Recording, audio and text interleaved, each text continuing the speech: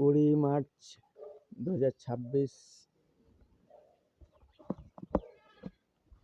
রাত্রেবেলায় বেশ মেঘ টেঘ দেখা যায়। আমি লোকপুর গেছিলাম, আসবার সময় খুব মেঘ দেখা যায়।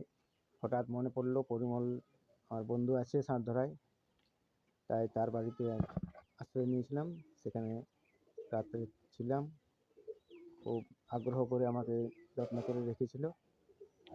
খুব আনন্দ পেলাম তাদের সাথে। তার বাবা, তার কাকা, তাদের সাথে পরিচয় হলো, খুব ভালো লাগলো। এই যে আমাদের বন্ধু পরিমল। পরিমল, ভালো আছো? তারপর এখন বাড়িতে আছে। পরিমলের বাবা, হ্যাঁ, ভালো আছেন গো?